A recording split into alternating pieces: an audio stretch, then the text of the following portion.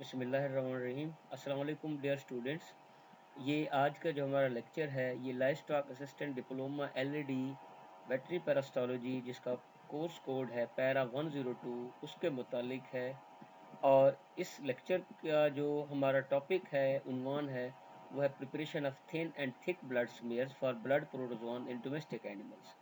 और मैं हूँ आपका टीचर डॉक्टर मजहर अयाज, जो कि मैं प्रोफेसर हूँ पैरास्टोलॉजी का, Cholistan university of veterinary animal science, Bahawalpur में। सबसे पहले आपने जो डियर स्टूडेंट्स जब ब्लड कलेक्ट करना है तो उसमें आपने लैब कोट उसको पहनना है, और मुंह के ऊपर मास्क और हाथों में ग्लव्स पहनने हैं, ताकि जो खून आपने कलेक्ट करना है एनिमल से वो ना तो आपके कपड़ों पर गिरे और ना ही उससे आपके हाथ गंदे। और बल्कि बाज़ दफ़ा तो ऐसी बीमारियां भी हैं जो खून के ज़रिए और चिचड़ के ज़रिए आप तक उन पहुंच सकती हैं। और जो हमारे पास लेबॉर्ट्री रिक्वायरमेंट होनी चाहिए, हमारे पास होने चाहिए स्लाइड्स, और हमारे पास होनी चाहिए जिंजर स्टेन, और हमारे पास होनी चाहिए माइक्रोस्कोप और सिरिंज, और इसके अलावा कुछ थोड़े से केमिकल्स। एनिमल को सबसे पहले आपने रिस्ट्रेन करना है, जिसका आपने खून निकालना है। और रिस्ट्रेन करने के लिए आपको कैटल क्रश का सहारा लेना होगा, या जो वहाँ पे आपके पास मौजूद है कोई दरख्त या इस तरह की कोई और चीज़ जिससे आप जानवर को मजबूती से बांध सकें। और जुगुलर वेन को आपने लोकेट करना है, जो उसकी गर्दन से नीचे सीने तक आ रही होती है। उसको जैसे आप एक हाथ से प्रेस करेंगे तो वो अपीयर हो जाएगी, और जैसा कि इस पिक्चर में दिखाया गया है, आपने सिरिंज की मदद से उसका खून निकालना है। जबकि भेड़ और बकरी में आपने जुगुलर वेन के एरिया से उनके बाल क्लिप करने हैं या साफ़ करने हैं, और उसके बाद वहाँ से सिरिंज की मदद से और उसको प्रॉपर रिस्ट्रेन करने के बाद उसका खून आपने कलेक्टिंग ट्यूब में या ईडीटीए ट्यूब में या ब्लड कलेक्टिंग ट्यूब में आपने या सिरिंज में आपने, जैसा कि इस तस्वीर में दिखाया गया है कि किस तरीके से आप गाय या भैंस का खून उसके जुगुलर वेन से निकाल सकते हैं, सिरिंज में भी डाल सकते हैं और कलेक्टिंग ट्यूब में भी डाल सकते हैं। और बाज़ दफ़ा उनके जुगुलर वेन से खून निकालना मुमकिन नहीं होता है, या जानवर इतना ज़्यादा लड़ाका होता है, तो आप उसकी जो वेन है, टेल वेन है, उससे भी आप उसका ब्लड निकाल सकते हैं। और ये आप देख सकते हैं कि ब्लड कलेक्टिंग के ट्यूब में और सिरिंज में कुछ इस तरीके से आपके पास आ जाए।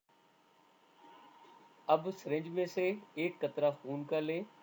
और साफ़ सुथरी स्लाइड के ऊपर डालें, ताकि हम इसकी आगे थिन स्मेयर बना सकें। तो थिन स्मेयर बनाने के लिए हमारे पास 2 स्लाइड्स होनी चाहिए जो साफ़ हों, उसके ऊपर ग्रीस वगैरह या कोई ऐसी चीज़ ना लगी हो जो कि स्लाइड को ख़राब करे या हमारी स्मेयर को ख़राब करे। और एक स्लाइड और दूसरी स्लाइड का आपस में जो ज़ाविया होना चाहिए वो 30 से 45 डिग्री का होना चाहिए, जैसे कि इस तस्वीर में दिखाया गया है। तो सबसे पहले स्लाइड के ऊपर दूसरी स्लाइड इस तरह रखें कि जैसे पिक्चर नंबर 1 में दिखाया गया है, और उससे जो खून का कतरा है ऊपर वाली स्लाइड से टच करें, और टच करने के बाद उसको आगे सीधा तेज़ी से घसीटते हुए आगे लेकर जाएं, और कोशिश करें कि दरमियान में ब्रेक ना लगे, अदरवाइज़ वो आपकी जो थिन स्मेयर है वो ख़राब। ये भी आप इसमें देख सकते हैं कि किस तरीके से हम उसकी स्लाइड बना रहे हैं। और जब ये स्लाइड बन जाएगी तो हमारे पास इसको 2 तरीके हैं जज करने के लिए, जिसमें आप देख सकते हैं गुड स्लाइड और बैड स्लाइड। जो बैड स्लाइड है वो डिस्कार्ड हम कर देते हैं, ज़ाय कर देते हैं, और जो गुड स्लाइड है उसको फर्दर हम स्टेनिंग की तरफ ले जाते हैं। स्टेनिंग के लिए हम 2 प्रोसेस करते हैं, एक फिक्सेशन का या फिक्सिंग का प्रोसेस होता है, और एक जिम्जा स्टेनिंग का होता है। लेकिन ये उस वक्त होगा जब हमने स्लाइड बनाई है, उसको प्रॉपरली हमने हवा से खुश्क कर लिया है या पंखे की मदद से खुश्क कर लिया है, और जब वो खुश्क हो जाती है तो उसको हम स्टेनिंग रैक पे रखते हैं, जो कि आगे हमारी आप पिक्चर्स में आप देख सकते हैं। तो उसके ऊपर सबसे पहले एथेनॉल या सिपरेट जो हम 30 सेकंड के लिए डालते हैं स्लाइड के ऊपर, या जो स्टेनिंग जार्स हैं उसको स्लाइड को हम उस जार के अंदर 30 सेकंड के लिए उसमें डालते हैं। और जिम्जा स्टेन जो 1:10 रेशो बनी हुई होती है स्टॉक सोल्यूशन से, وہ ہم 5 منٹ کے لیے سلائڈ کے اوپر ڈالتے ہیں یا بعض اور سلائڈ کو اس کے اندر امرس کر دیتے ہیں یا ڈبو دیتے ہیں۔ جیسا کہ آپ دیکھ رہے ہیں کہ اسٹیننگ جار کے اندر تمام کیمیکلز موجود ہیں اور ہم ان کو باری باری اس میں اسٹین کریں گے۔ تو تھن سمیئر بنانے کے لیے ہمارے پاس 2 سلائڈز ہونی چاہیے جو صاف ہوں، اس کے اوپر گریس وغیرہ یا کوئی ایسی چیز نہ لگی ہو جو کہ سلائڈ کو خراب کرے یا ہماری سمیئر کو خراب کرے، اور ایک سلائڈ اور دوسری سلائڈ کا آپس میں جو زاویہ، اور جب یہ تھن سمیئر بن جاتی ہے تو اس کو ہم خشک کرنے کے لیے رکھ دیتے ہیں۔ تو اتنی دیر میں ہم جو تھک سمیئر ہے وہ بھی اس چیز کے لیے ہم استعمال کرتے ہیں، اور اس کے لیے یہ ہے کہ ایک قطرہ خون کا جو جس طریقے سے ہم نے خون آلریڈی لیا تھا وہ آپ کو پہلے طریقہ کار بتا دیے، اس طریقے کو اڈاپٹ کرتے ہوئے آپ نے سرنج سے ایک قطرہ خون کا سلائڈ کے اوپر ڈالنا ہے، اور جو دوسری شیشے کی سلائڈ ہے اس کا ایک کارنر، جو اس کے شیشے کی ایک سائڈ کا کارنر ہوتا ہے، اس کو آپ دوسری سلائڈ کے اوپر رکھیں گے اور اس کو گول گول گھمائیں گے، تو اس طریقے سے ایک بٹن نما ہمارے پاس سلائڈ بن جائے گی یا اس کا ایک سمیئر بن جائے گی جس کو ہم تھک سمیئر کہتے ہیں۔ اور یہ آپ دیکھ سکتے ہیں کہ کس طریقے سے ہم نے تھک سمیئر بنائی ہے، کہ یہ ایک دھبے کی طرح خون کا بنا ہوا ہے۔ پھر اس تھک سمیئر کو ہم پہلے فکس کریں گے، اور فکس کرنے سے بھی پہلے ہم ایئر ڈرائی کریں گے، پھر فکس کریں گے، اور پھر اس کو جملہ سٹین میں اس کو پروسیڈ کریں گے، اور ہمارے پاس ٹائمر بھی ہونا چاہیے تاکہ ہم اس کا پراپر نوٹ کر سکیں۔ اور یہ سٹیننگ ریک کے اوپر ہم اس کو سٹین کر رہے ہیں، جیسے کہ آپ نے دیکھ لیا ہے، یہ ہمارے پاس تھک اور تھن سلائڈز ایک ہی سلائڈ کے اوپر ہم نے سمیئر بنایا۔ یہ بھی آپ دیکھ سکتے ہیں ڈیئر اسٹوڈنٹس کہ کس طریقے سے ہم نے سٹیننگ ریک کو استعمال کرتے ہوئے سلائڈز کو ہم سٹین کر رہے ہیں اور ان کے اوپر جیمزا سٹین لگا رہے ہیں۔ اور یہ جو ہمارے پاس تھک اینڈ تھن سمیئر ہے وہ کچھ اس طریقے سے نظر آئے گی سٹیننگ سے پہلے، اور جب ہم نے دونوں تھن اور تھک سمیئر کو ایک ہی سلائڈ پہ بنایا ہے تو سٹیننگ کے بعد جو پروسیجر جب کمپلیٹ ہو جائے گا تو وہ ان کی شکل کچھ اس طریقے سے نظر آئے گی، اور جو ریکمنڈڈ ہے ہمارے پاس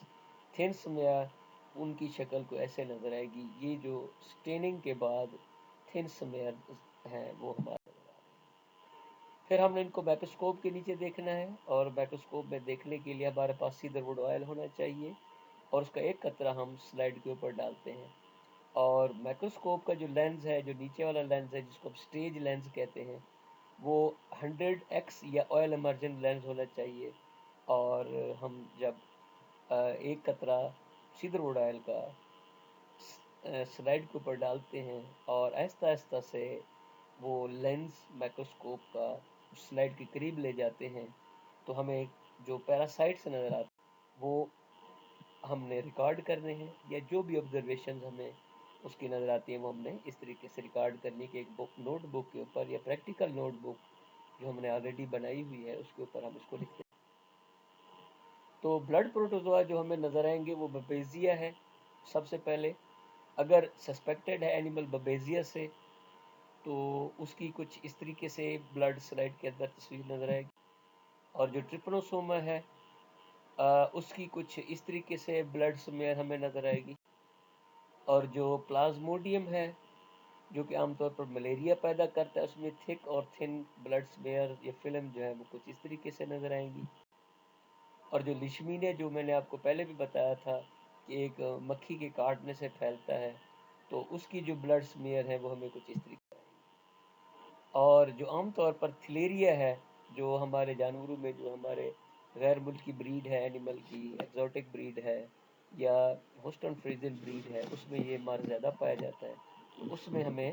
جو تھلیریا ہے وہ اس طریقے سے خون کے ڈاٹس کے اندر نظر آئے گا۔ تو یہ وہ تمام چیزیں تھی جو آپ کو بتانی تھی، اور اگر فردر آپ نے مزید بھی آگے پڑھنا ہے یا اس کو مزید جاننا ہے تو یہ 2 لنکس آپ کو دیے ہوئے ہیں، ان کے اوپر آپ نوٹ کر سکتے ہیں اور ان کو فردر آپ دیکھ بھی سکتے ہیں۔ تو یہ تمام وہ چیزیں تھیں جو ہم نے آج آپ کو بتانی تھی، اور یہ آپ نے اس کو اس طریقے سے نوٹ کرنا ہے اور پھر اس کے بارے میں ہمیں فیڈ بیک دینا ہے۔ Okay, thank you.